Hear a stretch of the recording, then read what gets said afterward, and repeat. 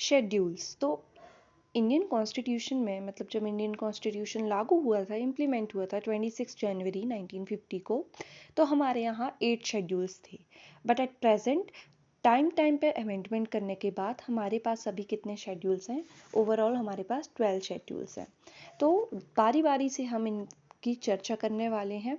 तो स्टार्ट करते हैं विद शेड्यूल फर्स्ट। तो शेड्यूल फर्स्ट बात करता है कि हमारे इंडिया में कितने स्टेट्स होंगे और कितनी यूटीज़ होंगी।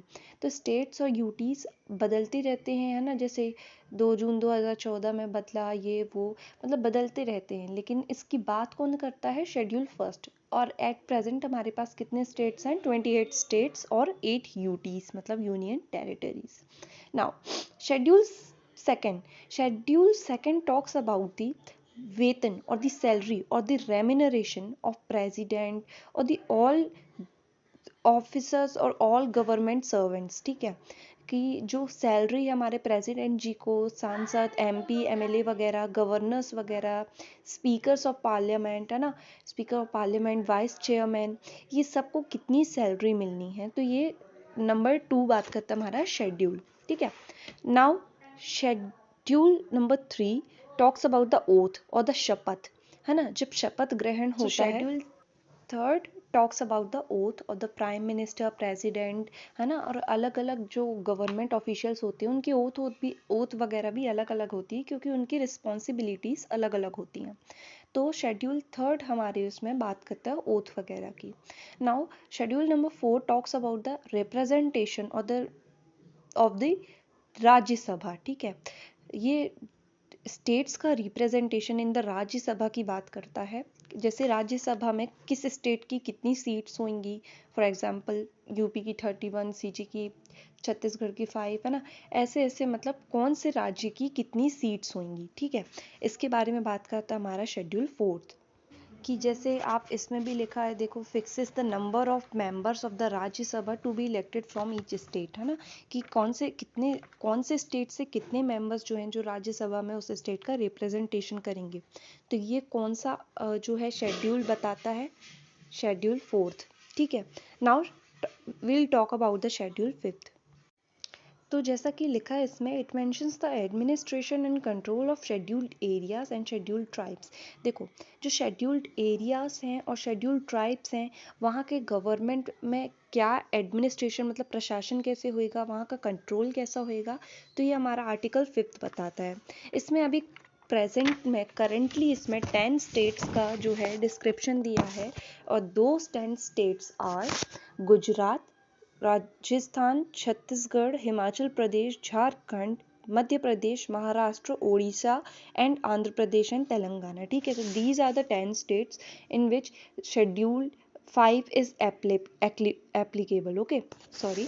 Now for schedule 6 specifically talks about the northeastern states, and there are 4 states mentioned in the schedule 6, which are Assam, Meghalaya, Tripura and Mizoram. ठीक है, तो नॉर्थ ईस्टर्न स्टेट्स के जो शेड्यूल्ड एरियाज और शेड्यूल्ड ट्राइब्स हैं, ये उसके बारे में बात करता है और उनके लिए प्रोविजंस रखता है ना, एडमिनिस्ट्रेशन और वही कंट्रोल का बताता है, but with respect to the north eastern states. ठीक है, शेड्यूल 5 में हमारे अंदर डिवीजन ऑफ पावर बताया गया है कि सेंट्रल गवर्नमेंट, लोकल गवर्नमेंट और स्टेट गवर्नमेंट, मतलब लोकल नहीं, आप स्टेट गवर्नमेंट का सुने हैं ना, तो सेंट्रल गवर्नमेंट और स्टेट गवर्नमेंट में पावर का डिवीजन कैसे होएगा, क्योंकि देखो इंडिया एक बहुत बड़ी कंट्री है और अकेले एक लेवल पे इसको कंट्रोल करना बहुत ही मुश्किल है।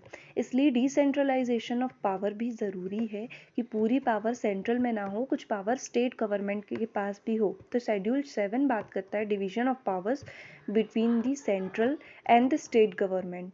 सो there are 3 list that are mention: union list, state list and concurrent list. So union list contains the topics or the subjects in which only the central government can take actions, and the subjects or the topics like defense, space and banking like RBI, है ना, ये सब चीज़ें central government की है। वही अगर हम स्टेट लिस्ट की बात करें, तो स्टेट लिस्ट में वो सब्जेक्ट्स आते हैं जो कि पूरी तरीके से स्टेट के हाथ में होते हैं, जैसे कि पुलिस, है ना, पुलिस जो है वो हमारे स्टेट की पुलिस होती है ना।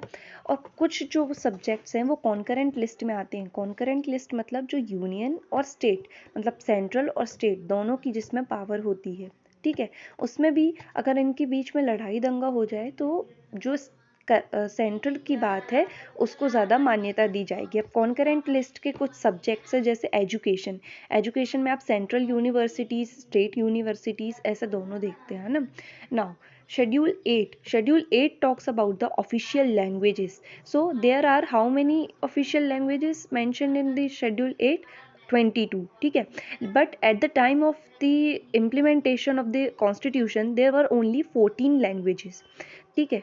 वो 14 लैंग्वेजेस कौन कौन सी थी? Hindi, Sanskrit, Urdu, Bengali, Assamese, Gujarati, Punjabi, Kashmiri, Tamil, Telugu, Kannada, Malayalam, Odia and Marathi.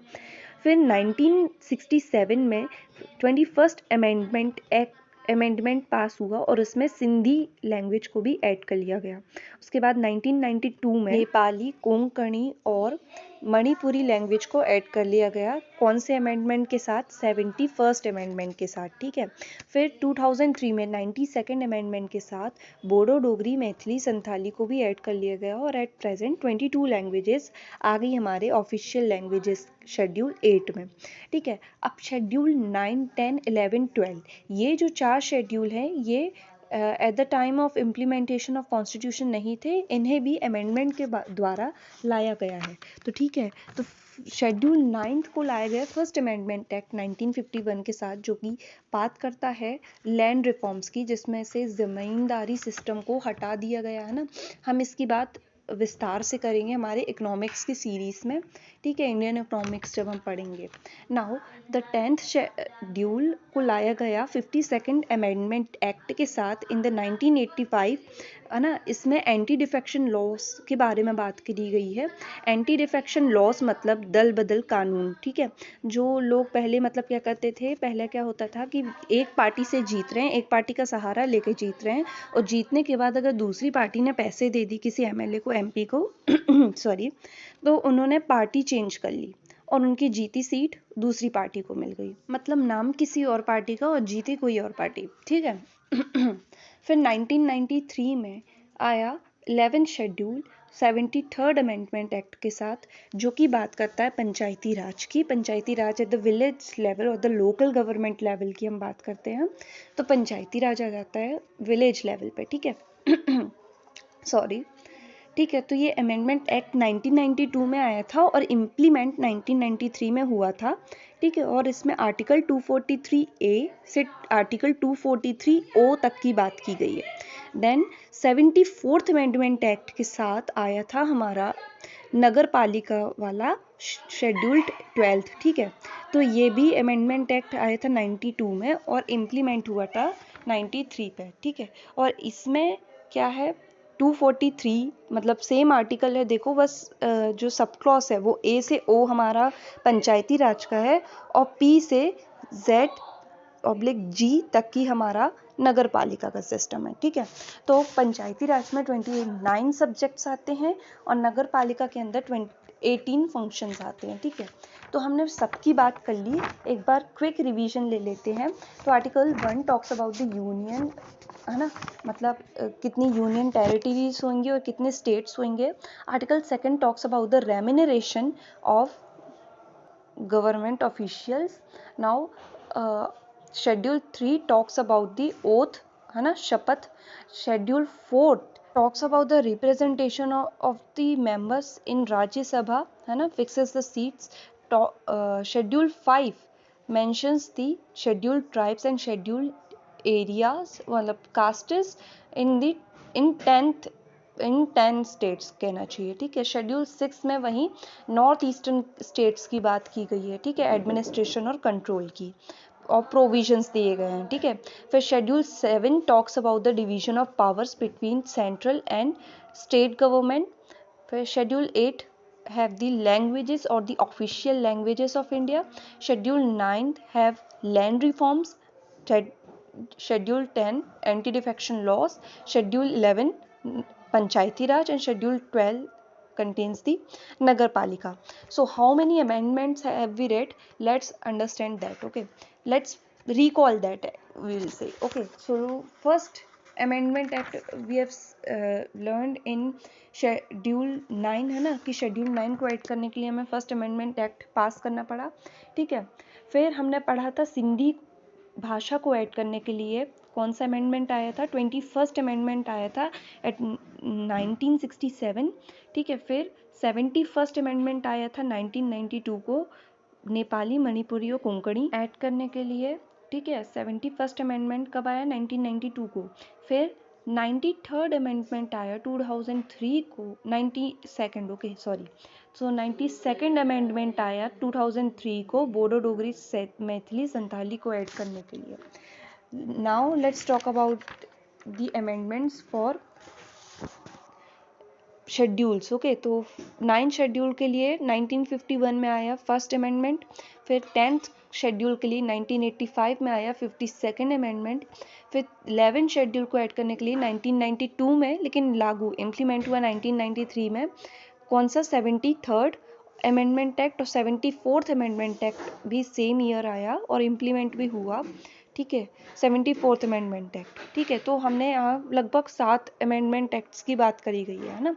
First 1951 to add 9 schedule, फिर हमने पढ़ा 21st amendment act to include Sindhi as an official language. फिर 1992 को आया 71st amendment act to include Nepali, Manipuri and Konkani in the official languages. फिर 2003 को आया 92nd amendment act to include Bodo Dogri Maithili Santali in the official language, ठीक है। उसके बाद हमने पढ़ा था 1985 को आया 10 शेड्यूल को इंक्लूड करने के लिए कौन सा amendment act, 52nd amendment act. उसके बाद 73rd और 74th सेम ईयर में इम्प्लीमेंट हुए to include 11th and 12th schedule respectively.